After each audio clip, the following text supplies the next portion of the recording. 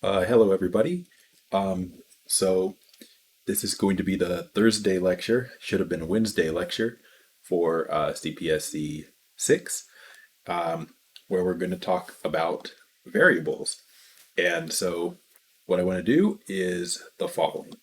So we're going to take a look at the lecture slides in variables.pdf here, which is under the week 2 announcements, not announcements, module. So modules, week 2 variables, and then you can find the variables PDF there and an old video that you can watch. And so what I want to do as well is when we're going over that variables PDF, after we do that or during when we do that, I might switch and look at the zyBooks, mostly for the benefit of the people that don't have access to that yet. So you can see what's in there. And yeah, and that's about what we're going to be doing today. So let's go ahead and get started there. So I'm going to switch over to the lecture slides. Oops. So this is that variables PDF. And a lot of this, not a lot of this maybe, but some of this we've definitely gone over. And if we have gone over it in like the, what's it called? Like in the lab video, lab assignment video, then I'll kind of gloss over it here. Anyway, let's go ahead and get started. It's already been a couple minutes and I'm just babbling. So yeah, so let's get in here. So we start out with a slide for program flow, which we've seen in the previous lecture. Just the idea is you have input that gets processed on the computer, and then you have output, and then based on the output, you might provide some more input to a program, and there you go, around in a circle.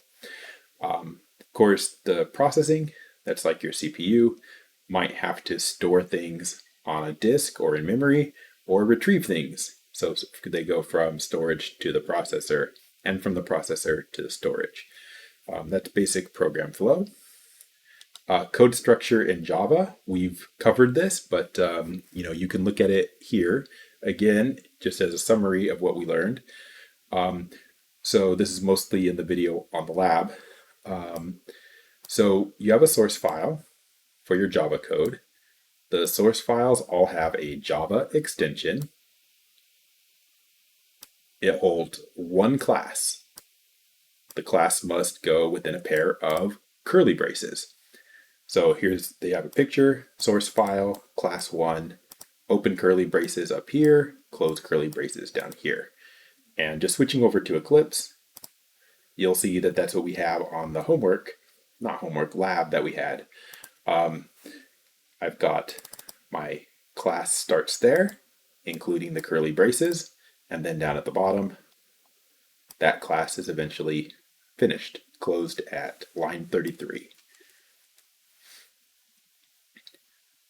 When you start running the Java virtual machine, it looks for the class that you gave it in the command line, which, I don't really think that I want to do it. Well, you know what? I just changed my mind. I'm going to open a command prompt. I need to CD all the way to my Eclipse project folder here. So I think that's going to be in Eclipse workspace. Oops. This is, I don't know which one I'm in. We'll go this one, CPSC Lab 1, CD source, dir. There's a Lab 1 Java there. And if I run that, when it says here, where is it? Looks for the class that you gave it at the command line. So if I go to my command prompt, you don't actually generally compile code this way or run code this way, but if I type Java lab1.java, then you'll see that this is running exactly the way that it would if I compiled it at the command, if I compiled it and ran it from Eclipse. Right? So this is just like what we did in the homework video. So that's what they mean when they say, oops, It looks for the specifically written method that looks like main. So that's main. So I typed in lab1 because this is the wrong file.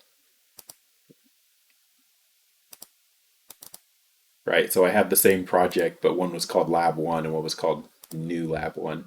So the one that was called lab1 is what I ran here, right? lab1.java. And that was the results. So it happens just like it says here. The main function is what gets run. It will run whatever between the braces that open and close for the main method.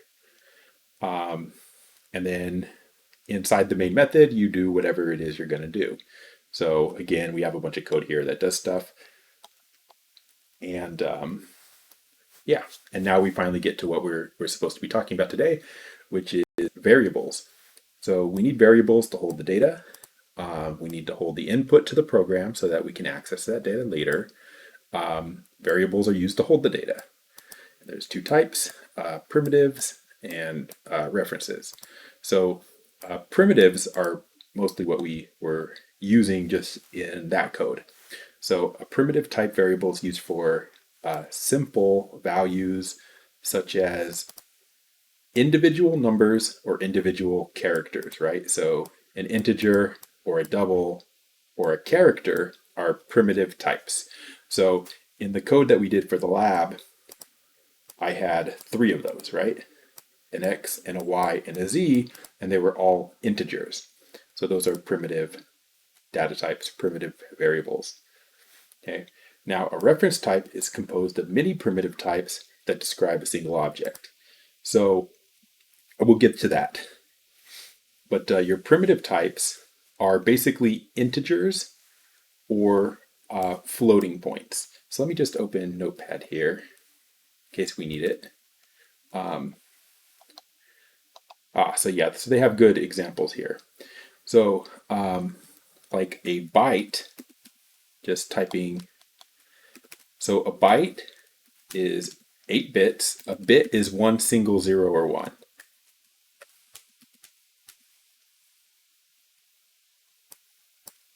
A single 0 or 1. And a byte is 8 of those. So like an example of a byte could be something like this, like 001, 00111. That's a byte because it's 1, 2, 3, 4, 5, 6, 7, 8 bits. Okay, and so half of those bits are used to represent negative numbers, and half of them are used to represent positive numbers. And so the total number, or not the total number, but the size of things that you can fit in a byte, they go from negative 128 up to positive 127. So that's a total of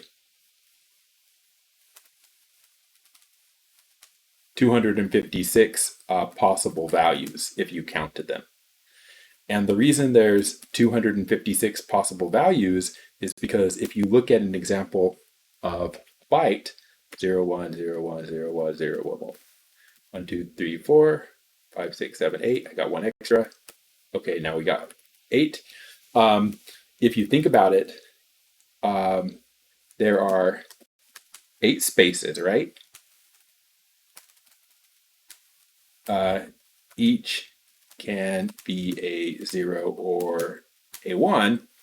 And if there's 8 spaces, each of which can be a 0 or a 1, then that means that the total possible combinations there's 2 for the first value, first space, right? 0 or 1, 2 for the second, 2 for the third, 2 for the fourth, fifth, sixth, seventh, eighth. They're all 2.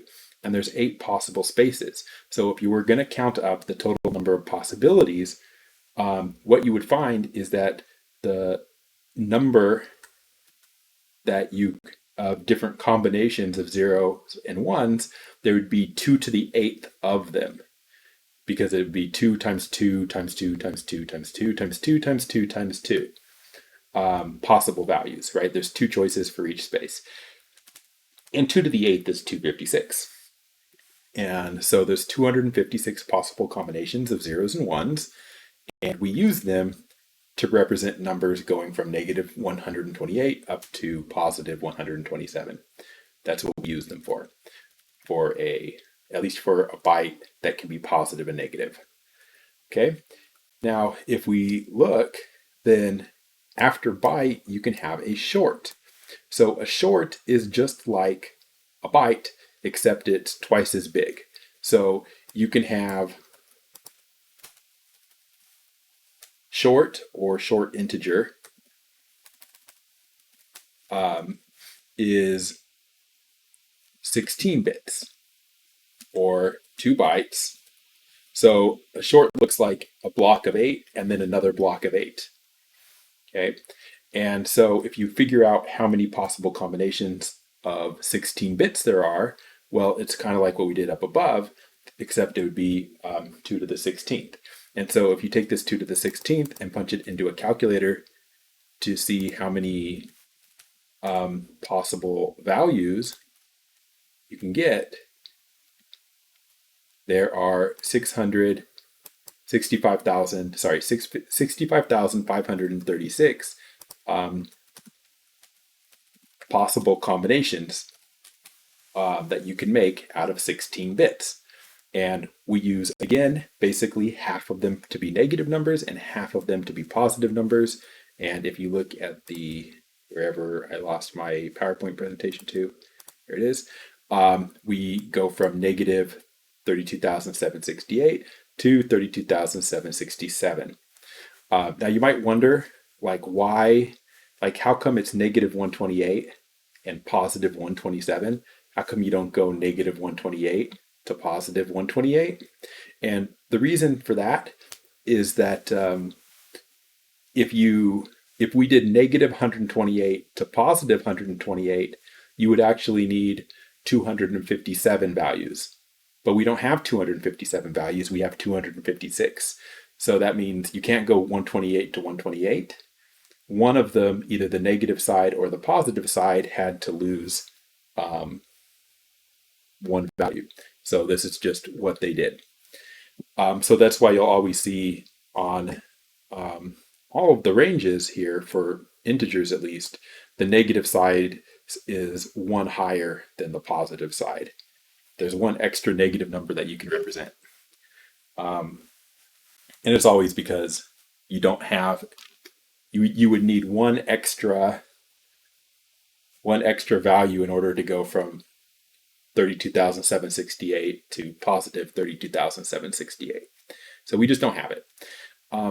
So looking at these, you can see that if you go from a byte, which is 8 bits, to a short, which is 16 bits, they say 2 bytes, to an integer that's a 32-bit integer, which is 4 bytes, right? So int is 32 bits, which is 4 bytes. So it would be like it'd be like 4 of these, or two of these that gets that long, and there'd be 2 to the 32 possible values. You punch that into a calculator, 2 to the 32, and you get like 4 billion something. And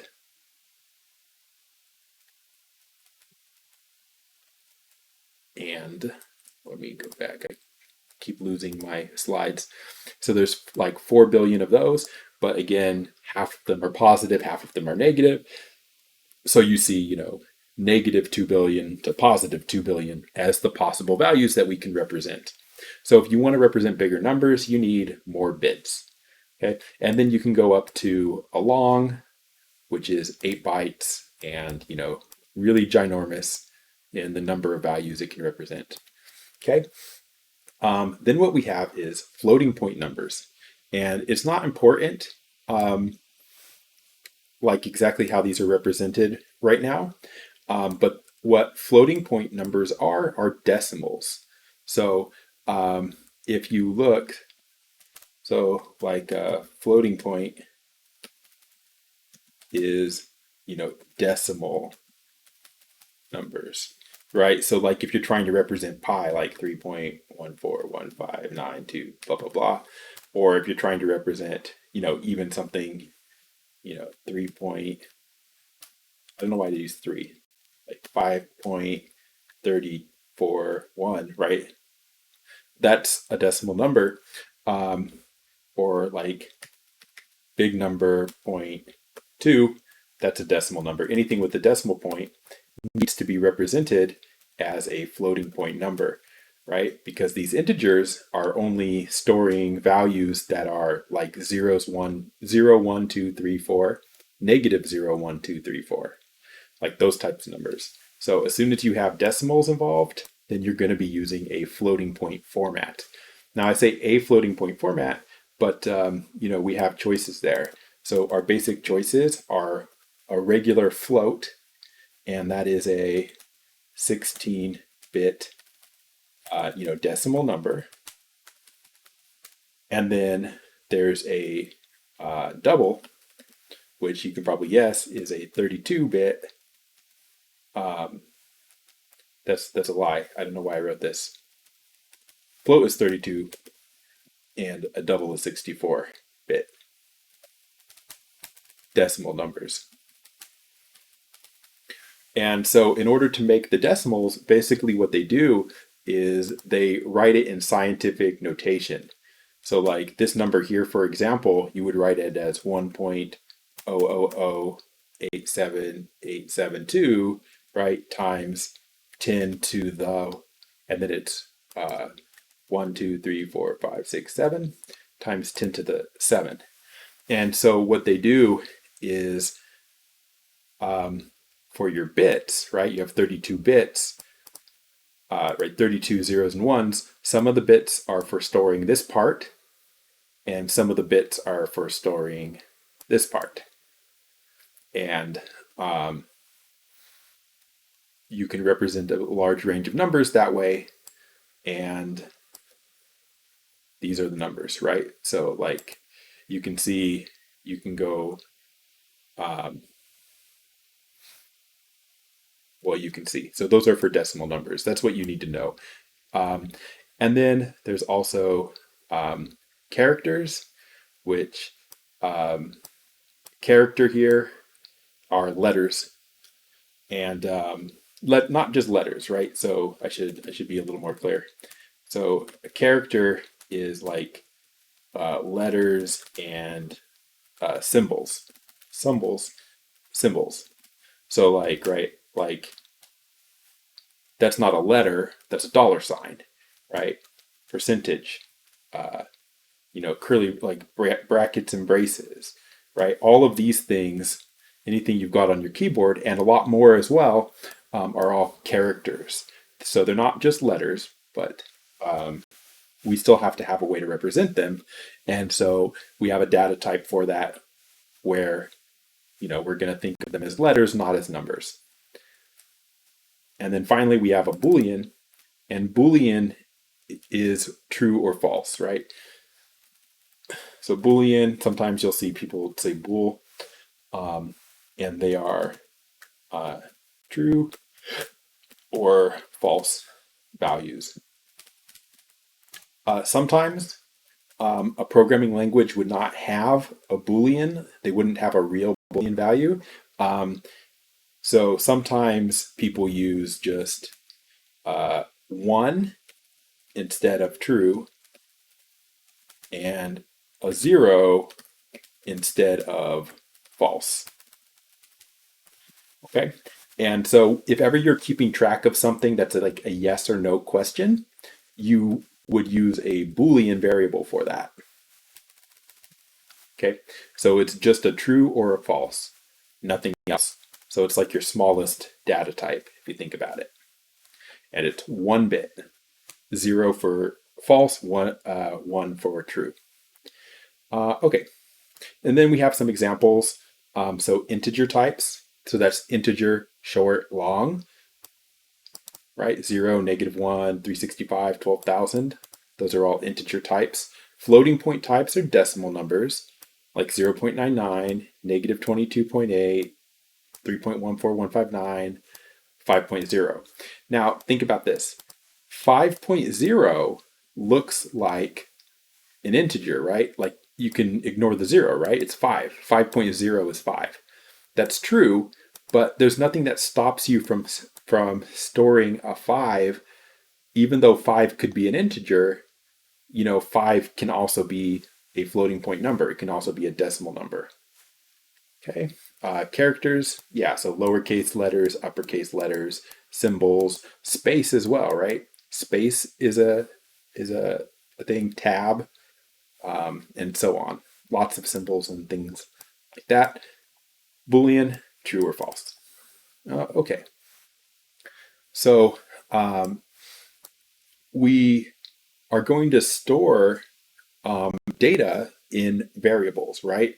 So when you have a variable, it is essentially you are basically naming a little piece of memory, and we can store something in that little piece of memory, right? So going to my code here, let me just erase maybe everything.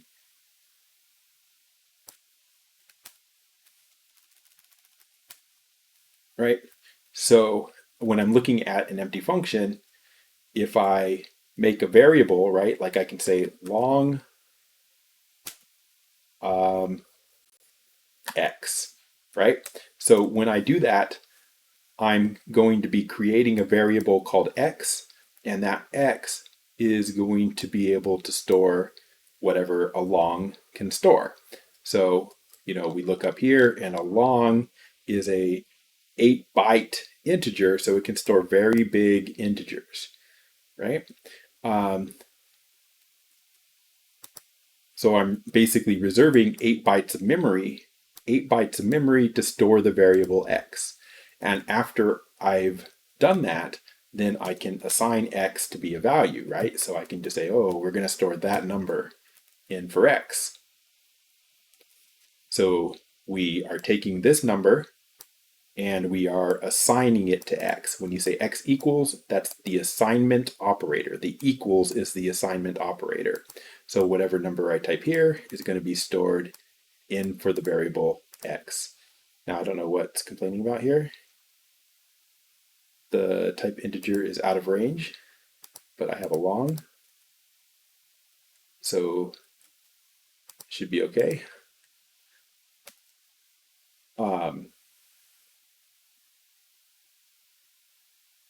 Weird. And then if I want to,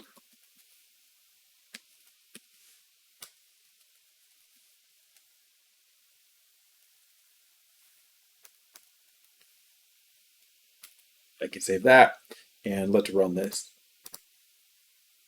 Do I have an error? Okay. We pick a smaller number and it'll be fine.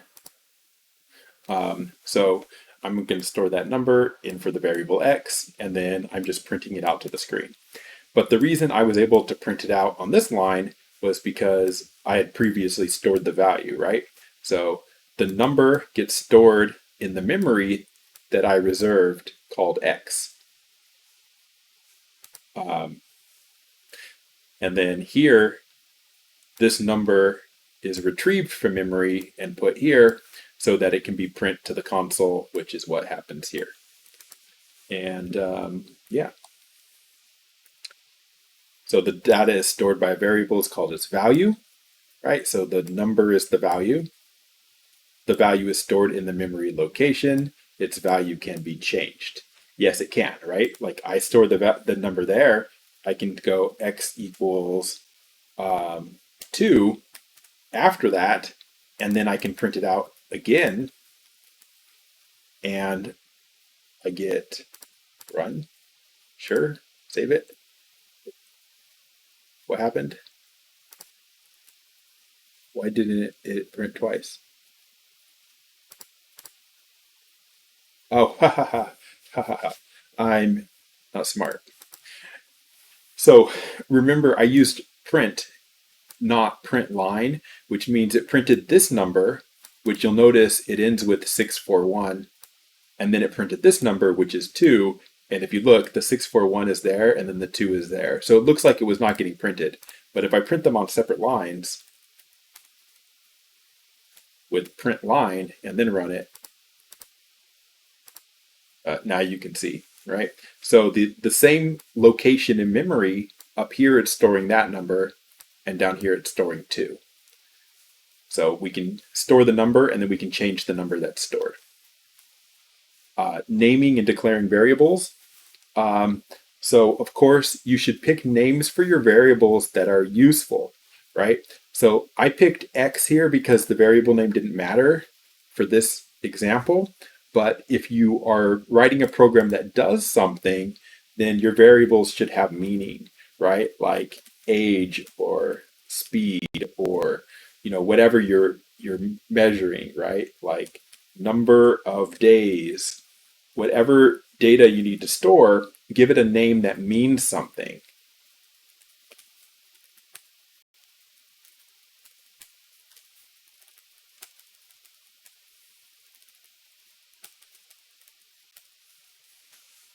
Okay, so that's just advice.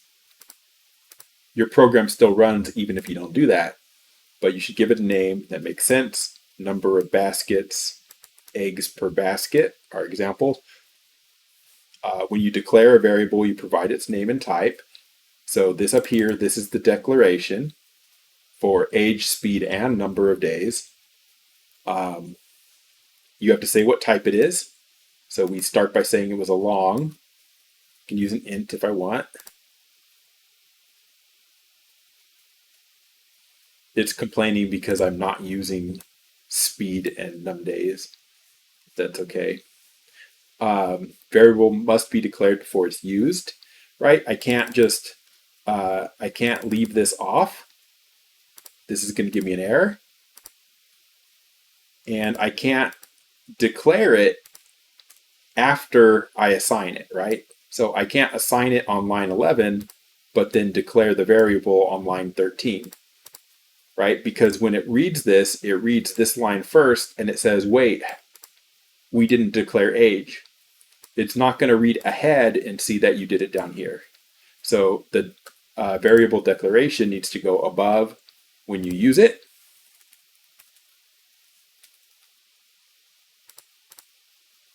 Like this. And then syntax, we've already seen some of this. Like for example, you can declare multiple variables of the same type, which we did, right? We declared 3 up here.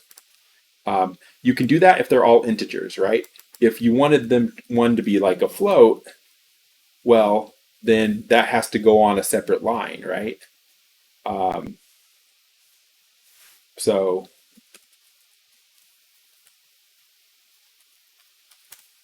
if you have different data types, of course, you have to do your integers on one line and floats on a second.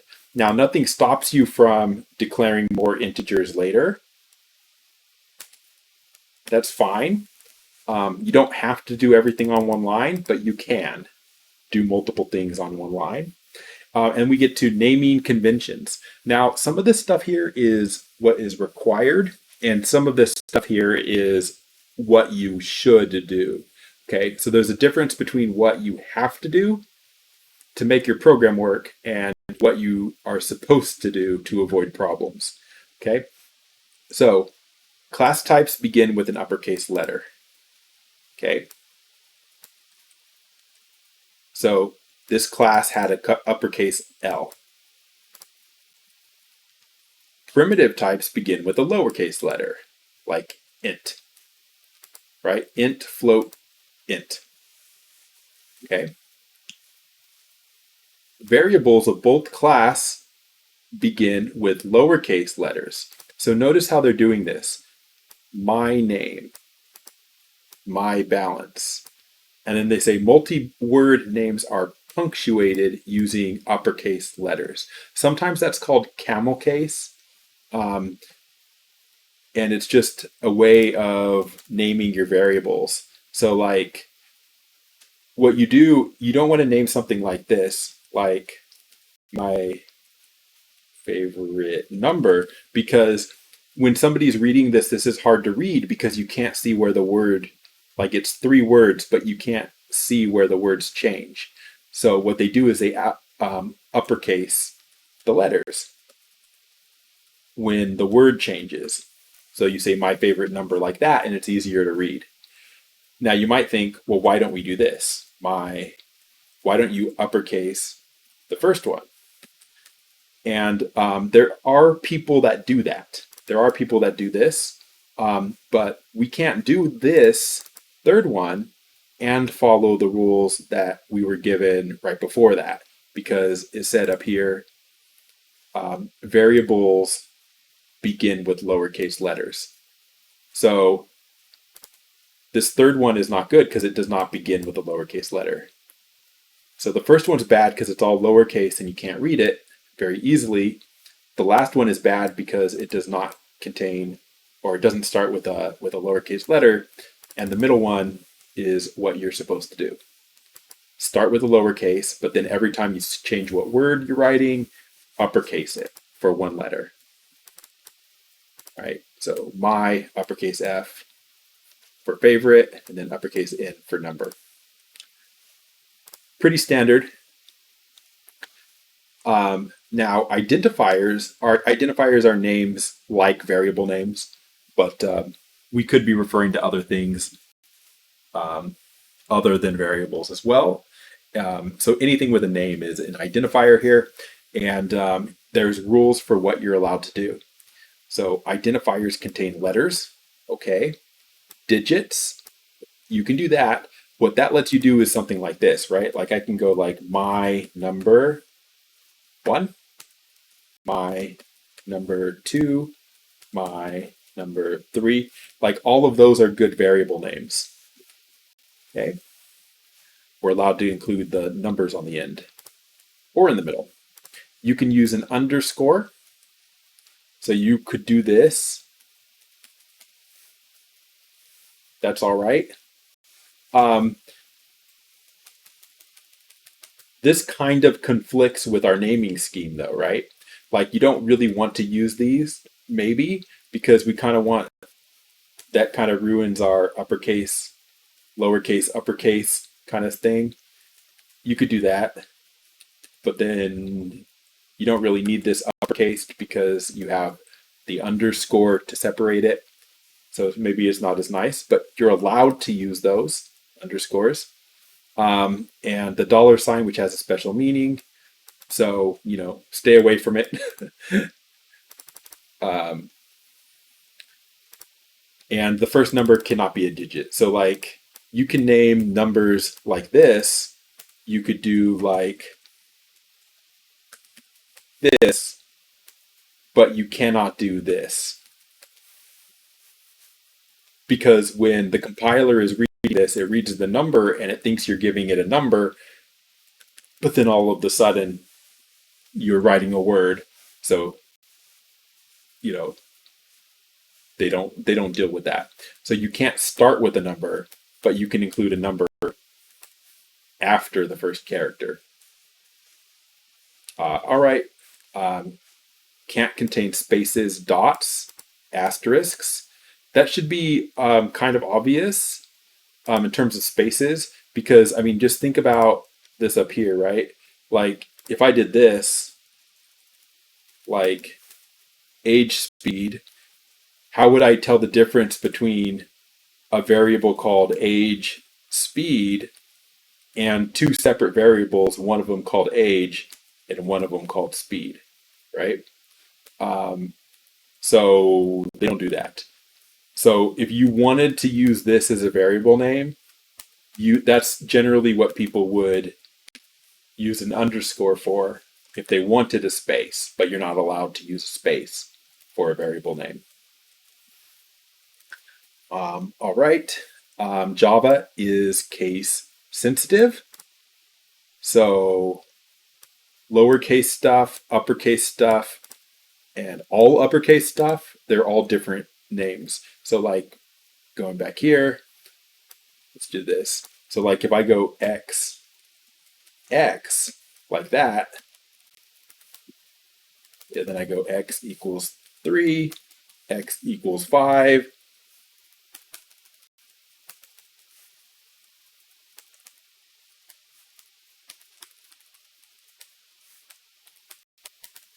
right? Those are both different variables. Oops, I think we're fine. One of them is 3 and one of them is 5. I don't know why it's highlighting that. Does it just not like me calling it uppercase?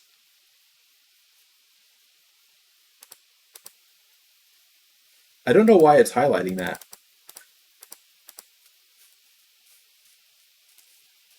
I think maybe it doesn't like... No, it's okay. I don't know why it was highlighting it. So there you go. So their uppercase and lowercase x are different variable names. And that's a big, not mistake, but a lot of times if you have a program that has an error and you can't figure out the error, a lot of times it's capitalization somewhere, right? It's hard to tell the difference between like certain uppercase and lowercase letters. Also, regarding this, notice I used a lowercase variable and I used an uppercase variable name. And that's fine. And I did that even though it said up here, variables of class and primitive types begin with lowercase characters. So they said, you know, this is a variable name for a primitive type, and I used uppercase. It said to use lowercase, and I used uppercase, and the world did not end. Right? So they were telling me what to do, but I didn't listen to them, and it still worked. Okay, so that's why I meant when I said some of these are rules, and some of them are them just telling you how they want you to do it. Okay, we need to really hurry up here. Okay. You can't use certain words because they already have a meaning in Java, and it makes sense, right? Like, here's what you can't do. You can't have an integer called integer, right? You can understand how this would be a problem, right? Can't you? If an integer int is a data type and then you use it for a variable name, then when you use it later on, are you talking about the variable name, this integer, or are you talking about the data type, this int? It would be very confusing. But not only would it be confusing, it won't work. They won't let you do that. Okay, and it should make sense why they don't let you. Also, like if we have these things called classes, it would make sense that you probably shouldn't have a variable called class. Other programming languages, it's okay. Here, you should not do it.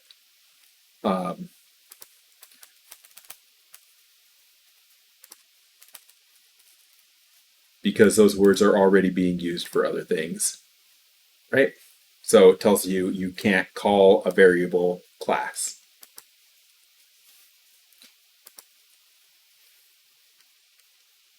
All right, assignment, we've already seen assignment. You just, variable name goes on the left, what you want it to be equal to goes on the right. You can assign a variable to another variable. So like if I have like x and x, I can do little x equals 3, and then I can do big X equals little x. That makes sense. Right? So you can assign a variable equal to another variable. And then if I run this, they're both going to be 3. 3 and 3.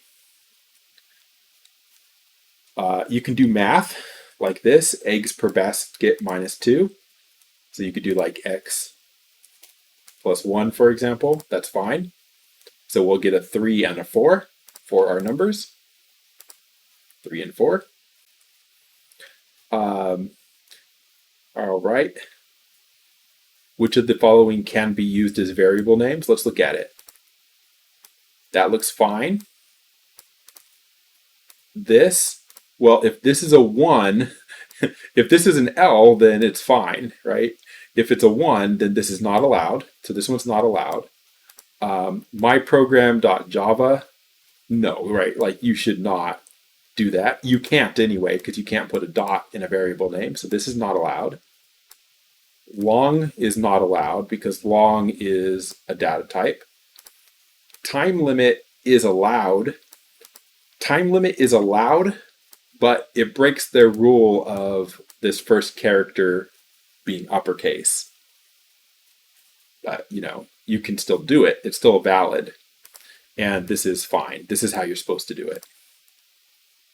Can you have two different variables called my variable with the V capital and my variable with everything lowercase?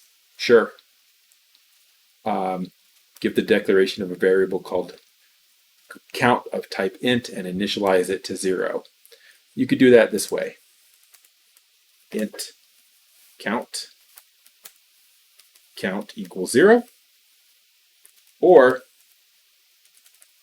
you can do it all in one line, which we haven't done previously, but you can. If you need to. Where you can declare the variable in the method where you're going to use it. They say at the beginning of the section of your program that that's the best place, is to put variables on top and then other code below. And you'll notice I was just doing that anyway, right? Like here's our variables up top, and then I use them down here. But this one that I just added, I did variables, code, variables, code. Nothing makes you do that, but it's better code to do it this way. All your variables at top, that way people can look at the top and know what all the variables involved are. Okay, here's an interesting thing. So let's do this with an x, little x only.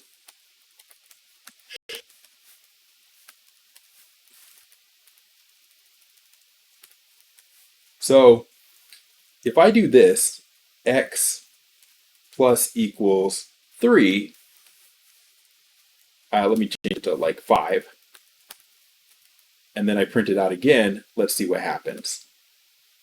Run. I get a 3 and then I get an 8. Why? Well, what this does right here is this is shorthand for this statement. X equals x plus 5. So if x is 3 and then you do x equals x plus 5, then the x is going to be 3 plus 5. And this right here, x equals x plus 5, is equivalent to this line, x plus equals 5. Now, why do you use x plus equals 5 instead of x equals x plus 5? It doesn't matter. This is just shorter to write. Okay? So this just adds 5 to x. So it's just a shorthand for adding to the variable that's already there. Input. So we saw this last time. Like if we want to read stuff from the what's it called?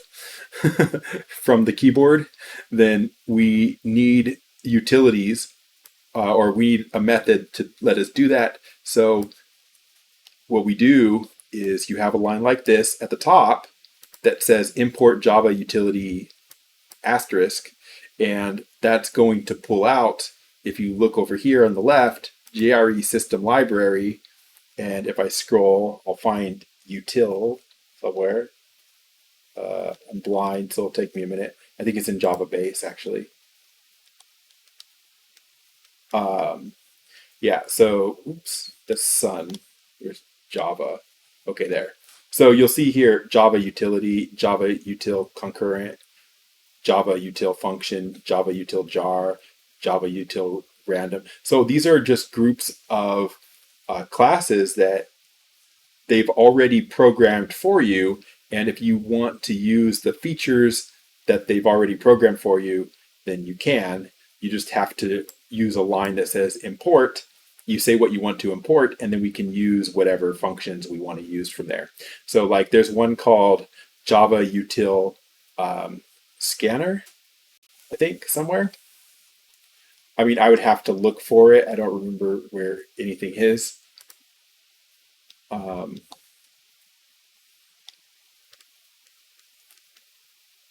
There it is, scanner. So like if I only wanted scanner, I can do that. If I do with an asterisk, I'm saying everything in the Java util, right? So there were a bunch of things that started with that, and we were including all of them.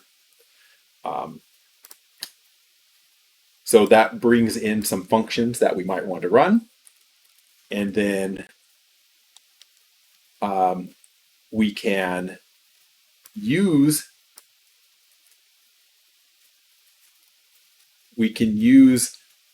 our new we can use the new functions that we brought in by declaring a new scanner variable. So the variable type is called scanner. Our name for it will be keyboard. So this is what the type that it is. It's a scanner. The name that we put here is our name for it. So like I can call it like Bob if I want.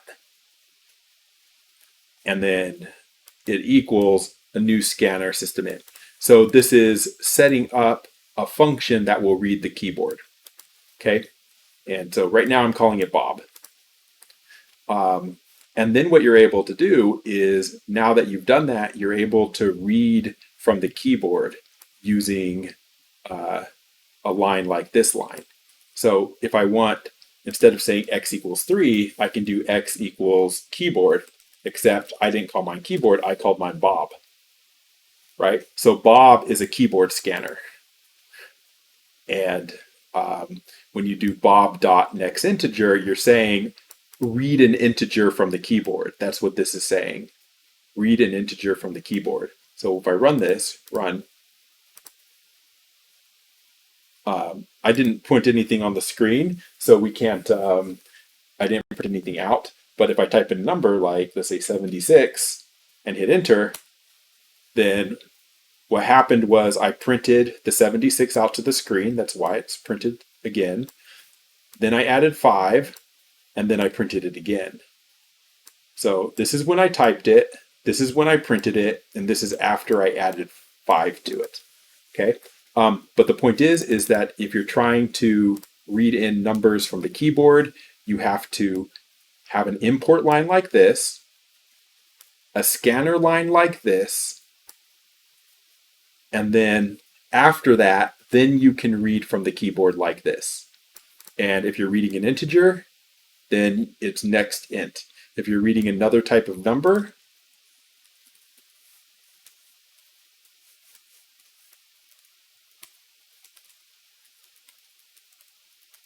then it wouldn't be an int,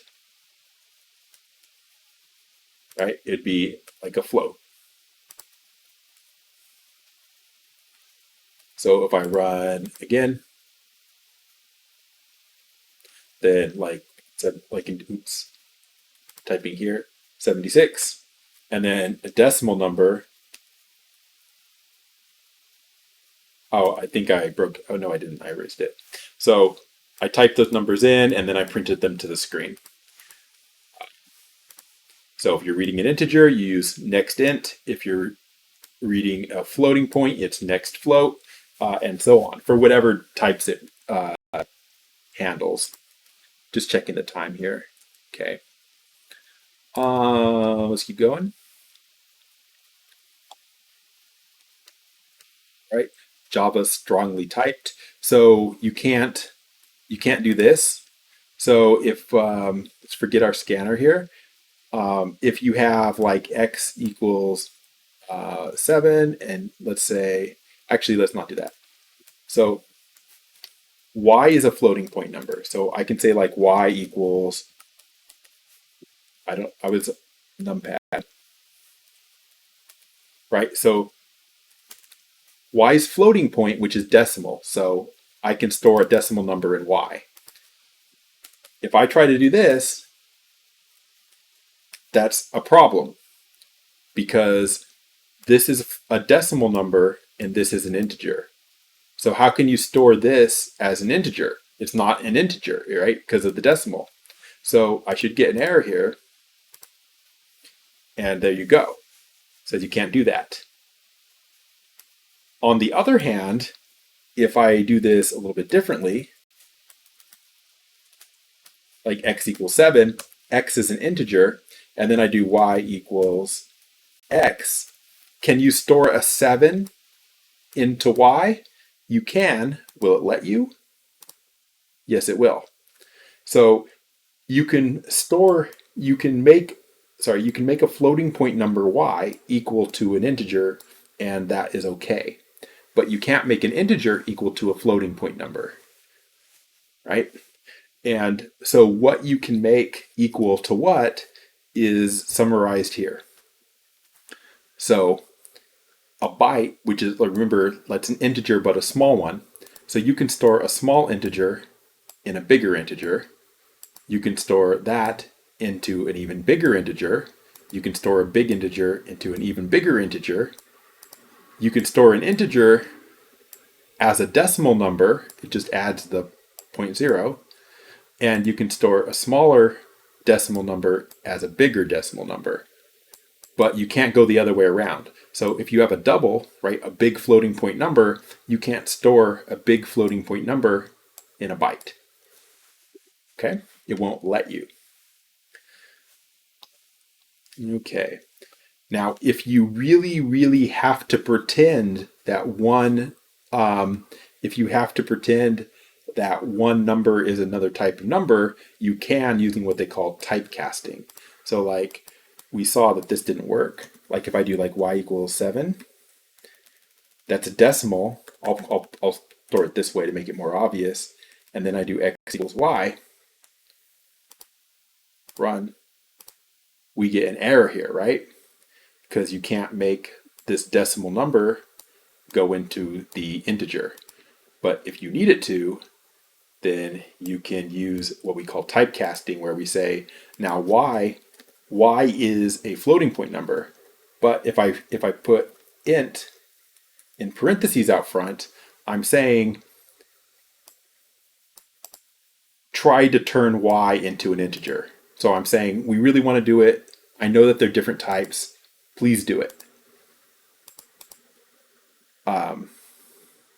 And it says can't convert a double to float. So we still have an error. Not letting us do it. Oh, that's on line 7. Wait, what? Give me a second here. Line 15. Huh?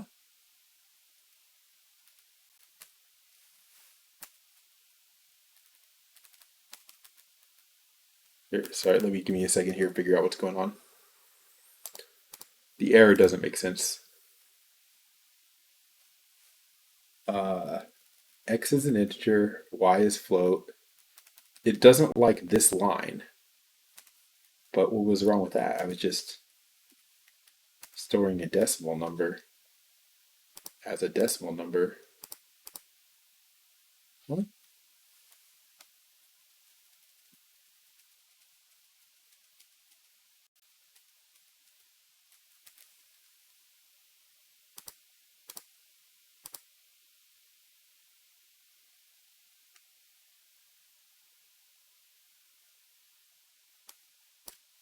I mean, this ran earlier.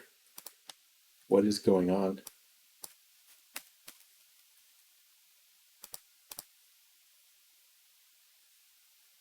Double to float. Doesn't like this. I'll make it a double. I don't know why. I don't know what it's complaining about right now. Double to int. Oh, that's this. That's this one.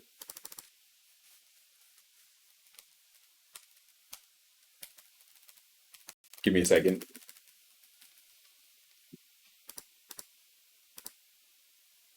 Yeah, it's this was running and now it's not running, and I'm not going to think about it too hard right now. All right. Yeah, whatever. So this runs, okay, but if I try to do this, if I try to make, so y is a floating point number, double specifically, and I try to store that floating point number in x, which is an integer, I get an error. Okay, but if I say I really want to do it anyway, I do what we call typecasting, and it lets me. Now, notice that I just printed y twice, so we haven't seen x yet. Now we have. So you can see what happens is this. I have a floating point number stored in y, and I really need to store that as x, which is an integer.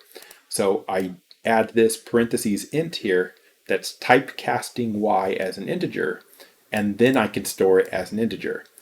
How does it do that? Well, it just chops off the end, right? It chops off the decimal part, and then what's left can be stored in x. So that's what we call typecasting, and they make you type this because they don't want you doing it, and if you are doing it, they want you to know that you're doing it, because a lot of errors come from when you try to store one type of variable as another type of variable and you mess it up. So that's typecasting.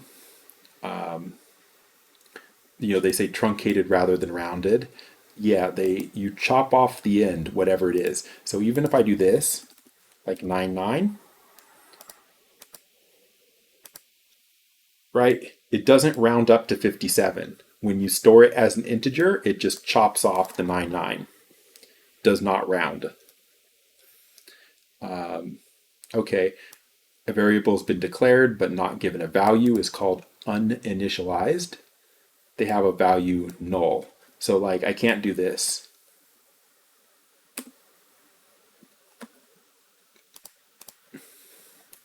Right? I declared the variables, but they didn't have numbers, so how can I print them here, right? It's a problem to use them when I haven't given them a value. So that's called not initialized. So they say y may not have been initialized. Okay. They say the nice thing to do is to assign a value when you declare them. So they say just do this when you declare them, and then you never have to worry about that error, because you can change the value later on, but give them a default value at the time you declare them, and then you avoid that error that we saw when we tried to compile this. Imprecision. Yeah, so we were storing decimal numbers, but not every decimal number can be stored. So specifically, what the example here is this: if you do 1/3 and you add 1/3 and you add 1/3, 1/3 plus 1/3 is 1, right? Right? If I do that here, I just want to float, if it lets me.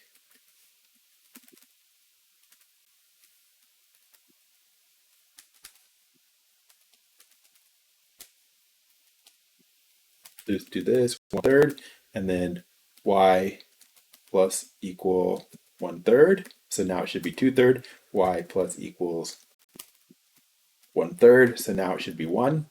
And then we're going to print it to the screen and see what we get. Now, it might just say 1, depending on how they do this. What?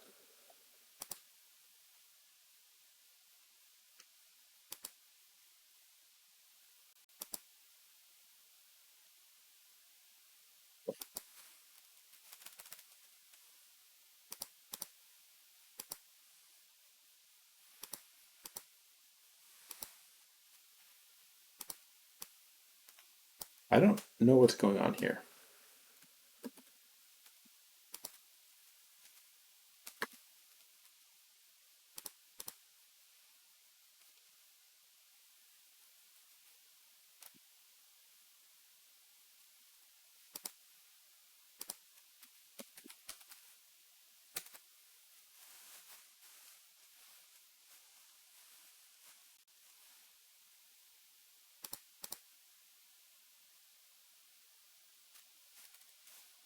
Oh, okay, never mind. I now know what I did wrong.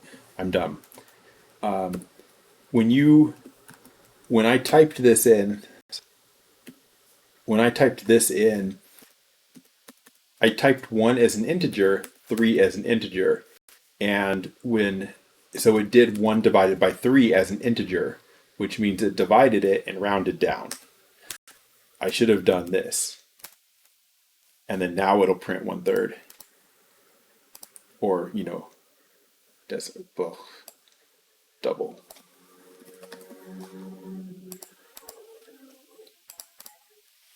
So that's like 1/3 as a decimal, and then if I do y plus equals another 1/3, then I'll get 2/3, right? And if I do it again, I should get 1, but it won't exactly be equal to 1 because of rounding. It says 1, but it won't actually be equal to 1. It's slightly less, but you can't tell because this is a rounded value because we're only seeing 1 decimal place here. But so you'll just have to take my word for it right now. All right, we've seen arithmetic operations, plus, multiply, etc.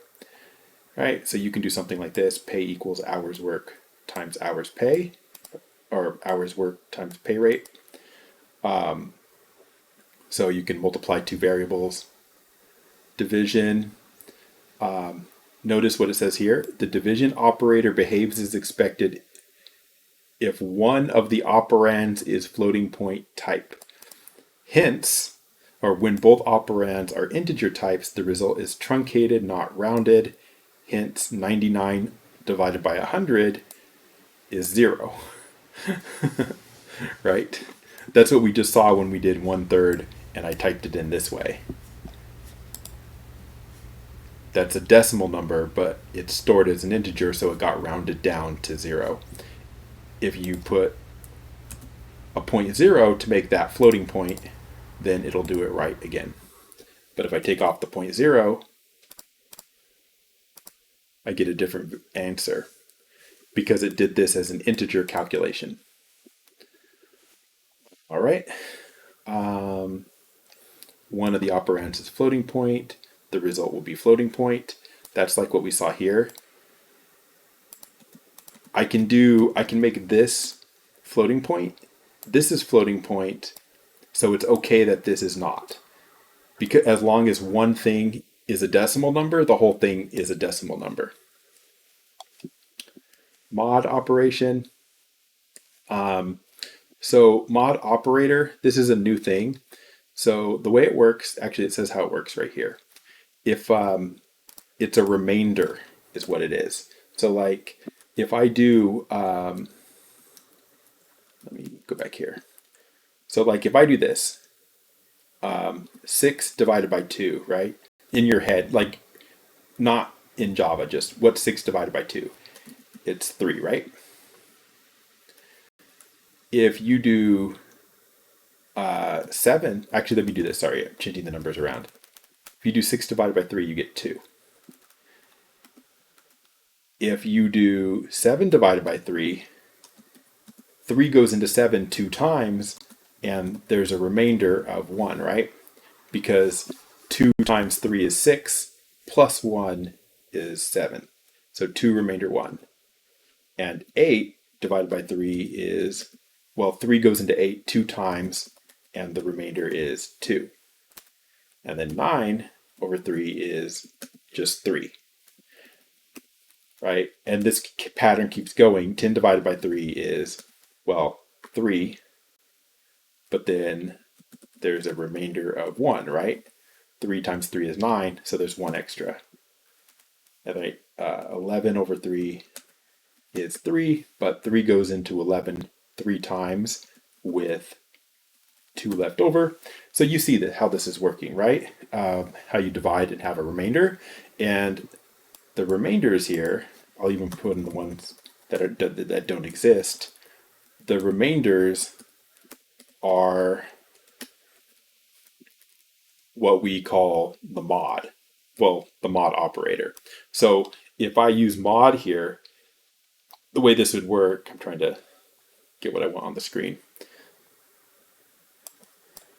The way this would work is as follows. 6 mod 3 should be 0, just the remainder. So when you see this, you're saying divide it, but the answer is not 6 divided by 3 is 2. The answer is the remainder, which is 0. 6 mod, no, 7 mod 3, well, the remainder is 1, right? Just from up here. When you do 8 mod 3, the remainder is 2, and so on. And so you can see that if we just do it here. So let's do a int.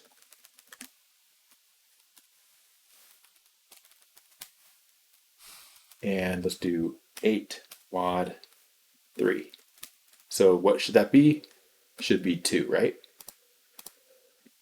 It is. If I go up to 9, 9 divided by 3 goes in evenly, so it should be 0, 0. 10 divided by 3, 3 times 3 is 9, so there's 1 left over, remainder 1, remainder 1. So that's a thing. You can determine if an integer is odd or even. Yes, you can, because if you think about it, if I do a mod 2, so if 10 is even, right? And you get 0, 11 is odd, and you get 1. 12 is even, and you get 0, right? So you can do mod 2 on the end of an integer, and if the result is 0, the number was even, and if the result is 1, the number is odd. So it's a quick way to tell if a number is even or odd. And there's other uses. Plus plus and minus minus. We're going to use these a lot.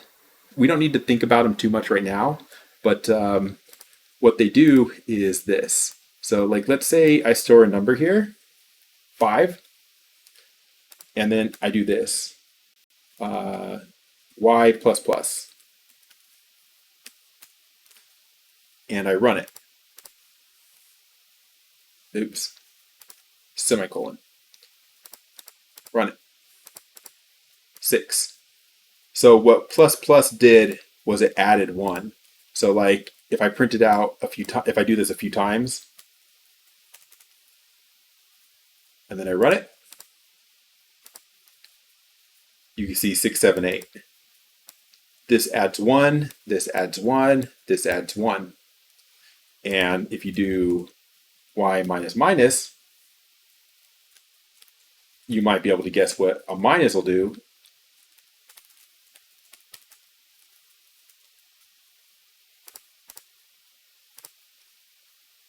Right? Plus plus, plus plus, plus plus, minus minus, minus minus. So if you do y plus plus, you add 1, and if you do minus minus, you subtract 1. Now, there's a technical point here, which is this. You can put that plus plus whenever you type a y. So I can do this. And when I do this, oops, I just have a random slash there, run. So when I do this, it's still 5. And you might think like, well, how is it 5? We put a 5 in, and then we did plus plus. Shouldn't it be a 6? And the answer is yes, it's a 6, but not yet. When you put y plus plus, what it does is first it puts in the y.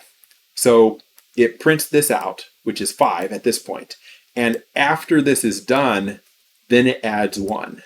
So when you say y plus plus like this, in a line of code like this, it uses the old value of 5, but then after this line is done, then it adds 1. So when you are down here, y is a 6, but while it's doing line 12, y is still a 5, if that makes sense. So that's a weird thing. Now, if you want it to add 1 first, you could put the plus plus on that side. Then it adds 1 first and then evaluates line 12. So those are weird, but they exist for a reason. Precedents. So basically, they follow normal algebra rules, except for these like plus plus minus minus things, which we'll look at more. So that lets you do something like this: y equals 3 times 5 plus 2, for example. And math order of operations would say 3 times 5 is 15, and then 15 plus 2 is 17. And we get 18 because of the extra plus plus. But I can delete that. So normal math rules would say do the multiplication first. And it did. Okay, and we can look at those in more detail when we need to. All right, I think we're going to have to stop here due to time. Looking for the time.